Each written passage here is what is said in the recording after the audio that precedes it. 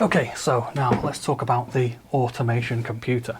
This gets a lot of people's attention, particularly if they're young, because they haven't seen a floppy drive before, or if they remember floppy drives, they haven't seen one in years. But it does use them, and they're perfectly adequate for recording the automation.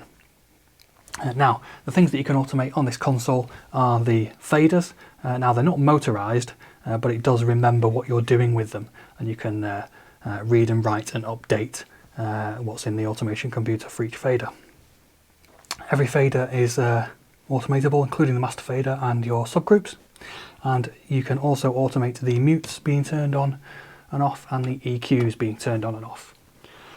Okay, so in order to perform automation, the console needs to know, or the automation computer needs to know, where you're up to on your recording. So you need a method of time coding your recording and your automation computer. So the way we do it is using a method called striping the tape. So this simply records a time code to a channel on the tape.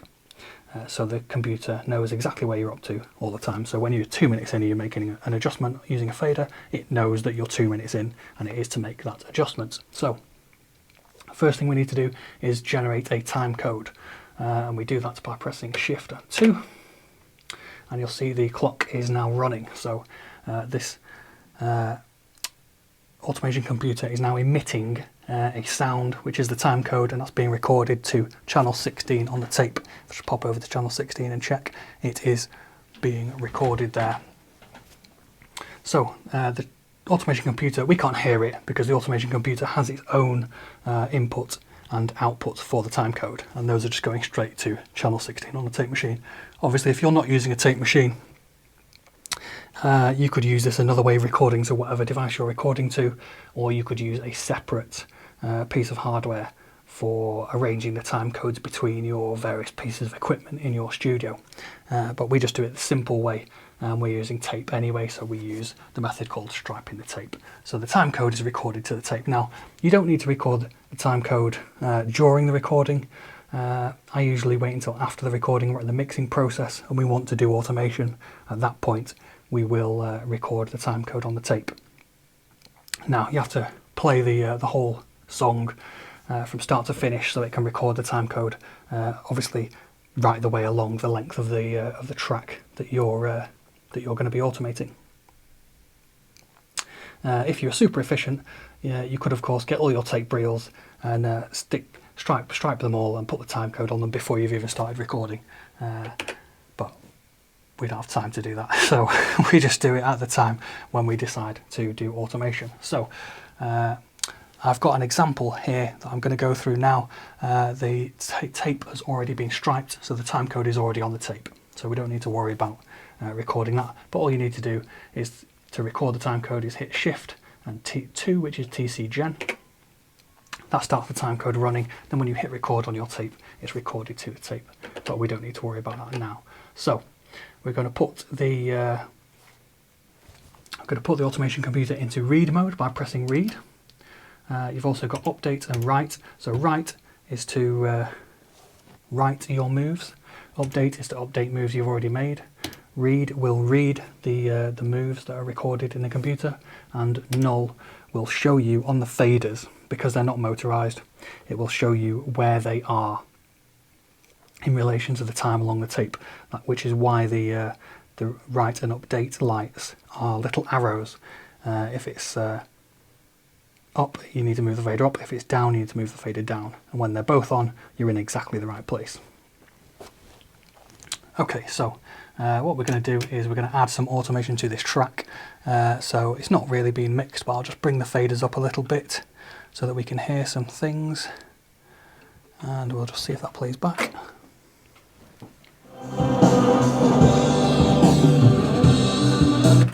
Okay, so what I'm going to do is fade the song in. So I'm going to bring the fader up as the song starts and get the automation computer to record this move of the main fader. So what I'm going to do is unbypass the automation for the main fader. I'm leaving all the others bypassed at the moment because we don't want to add any extra noise to the recording, like I said in the previous part of the video. It's VCA automation, so it is actually it's voltage controlled, so it will introduce a little bit of noise or raise the noise floor of your recording. However, I've never really noticed it, to be perfectly honest. It's not been an issue for us at all, but I do leave everything bypassed unless I need to use the automation on that channel. So we've unbypassed it. I'm going to start with the fader down. I'm going to put the console into write mode by pressing right, and I'm going to play the recording. We can see the clock is now running on the computer, and I'm going to bring the main fader up.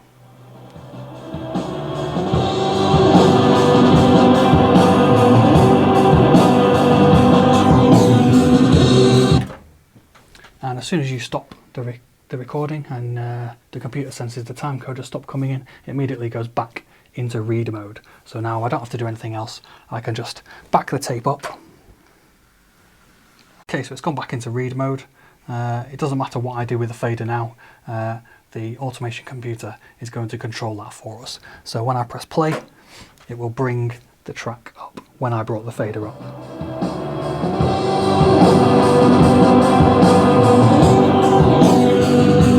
As you can see there, that worked. What I'm also going to do, I'll just put it in null mode. Now, if we put it into null mode, it will indicate on the lights here where the fader is in relation to our time on the track. So at the moment, with the track backed up, the fader is all the way down. I'm going to move the fader all the way up. It doesn't matter what I do with this now, because the automation computer is effectively controlling the output from the main fader. So you'll see on the lights here, when I press play, it'll go all the way down to the bottom and then bring it up to roughly where we are now.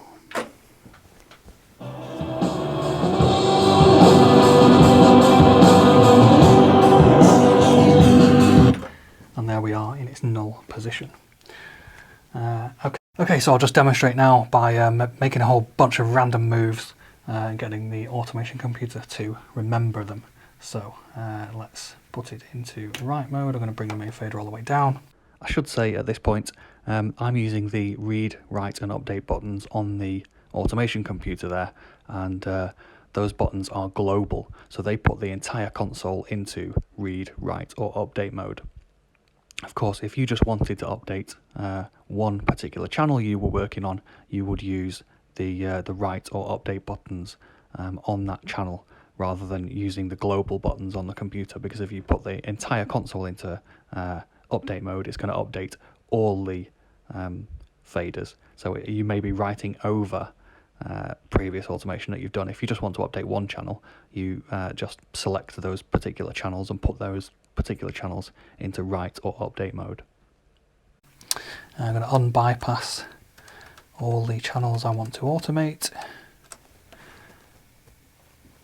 Computer's in write mode, I'm going to press play.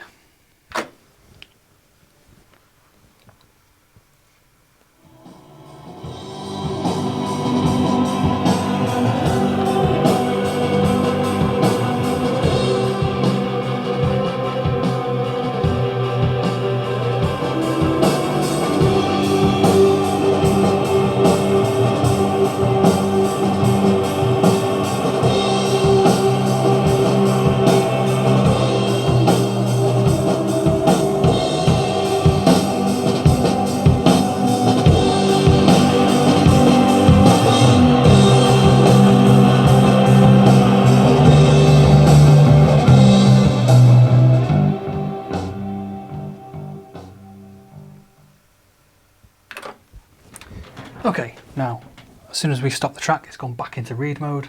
I'm just going to press null so that we can see on the lights where everything is, and now when I hit play, it should play back in exactly the same manner that I've just recorded this automation process. So as you can see, you essentially have to perform the mix using the automation as the track is playing.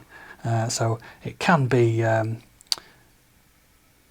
little bit tedious, but it's a bit of a skill, and it adds another element to the mixing process. And when you get quite good at it, it actually goes quite quickly. It's very easy and simple to use. So we'll play that back now, and fingers crossed it's recorded everything that I've done, all those moves, and it should play them back in exactly the same manner. So we'll just back the tape up.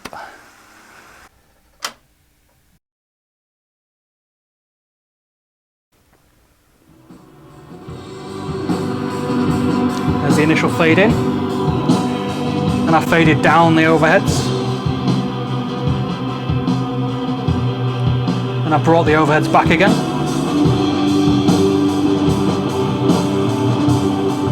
Played a little with the kick and the snare.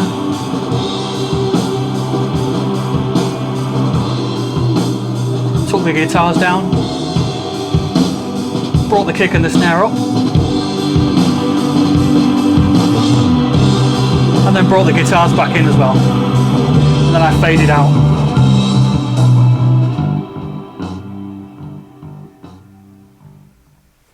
And as you can see, it's remembered all those moves exactly as I made them. And if we wanted to update any of those moves now at any point, we put the console into update mode, and then anything we do to these faders now, it will change the position, but it changes the position from where the fader is now, so it doesn't matter. You don't have to move the fader back to where it was. If you want to just increase a little bit of kick, you can just press update and increase a little bit of kick. It doesn't matter where the fader is. That's something you've got to be aware of. But if you like, you could hit the null button and just adjust these to make sure they're in the right position. You can see the lights going in and out. So we can get them to where they were by getting all the lights illuminated. And then when we do the update, we're updating from the exact same position where it left off. But like I say, it doesn't matter. If you just want to add, increase the level of the kick a little bit, you can just, it doesn't matter if the fader was all the way down here. As soon as you increase it a little bit, it will add that onto the total of where the move you've just made onto the total of where where it previously was, not where it currently is. But like I say, if you want it to be in exactly the right place, you can hit null and just get these in precisely the right place. The reason for this little light system, instead of having motorised faders, is simply to make the console more affordable and more compact. So like I say, it has a lot of the features that a much larger console has, but they are squeezed into a smaller package. Alright, so once you've completed your automation and you're happy with all the moves you've made, you need to save them, because if we switch the console off now, the automation computer will completely forget everything we've done. So we need to save it, and we need to save it to one of these. It's a floppy disk. So insert the floppy disk in there, we go to Shift, FD for floppy disk. And the first thing you need to do with floppy disks, those of you who remember, is you'll have to format it. So we select from the menu number 4 to format. Format, hit enter to start, hit enter, and it formats the floppy disk. It takes but a moment to format 1.44 megabytes. And there we go, the formatting is complete, so we can now save our automation onto the floppy disk.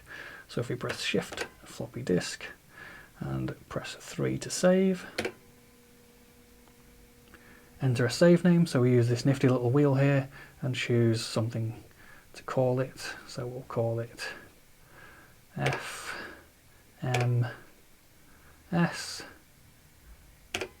hit return, and it's now saved that as FMS to the disk. So when we want to, if we leave the session now, we can keep this with the tape reel, and when we return next time, we can recall the automation by hitting save, Shift FD, and number 1 for load, and there it is. The first thing is FMS. And hit return, and now it loads that particular set of automation. So we can now, we could do, if the band comes in and does another mix, we could save another round of automation for the same track. Generally, I think we get about 5 or 6 automation memories to the track, although having said that, a lot of the bands that we've recorded with here have had quite long tracks and a lot of automation, so depending on how short or long your track is, how much automation there is will depend on how much you can get on these disks. You could, of course, if you want, I suppose, swap this floppy disk out for an SD card or something like that, or a little hard drive, I suppose. But the floppy disk is perfectly adequate. It worked fine in 1992 and it works fine today. There are also some other functions on here, so we can clear the current memory if we've made a right hash of it and we just want to start again. Clear the memory. This clears the memory that's in the computer, not on the disk. We'd have to format the disk if we wanted to clear that. The automation is really very good on this console, and like I say, even though it is VCA automation, I haven't really noticed personally any sort of interference or unwanted sound coming through using the VCA automation. It's worked perfectly well for us. Okay, so I think that'll do for our in-depth walkthrough of the Tascam M3700. Of course, as always, if you've got any questions, feel free to put them down in the comments below, and I'll try and get back to you when I can.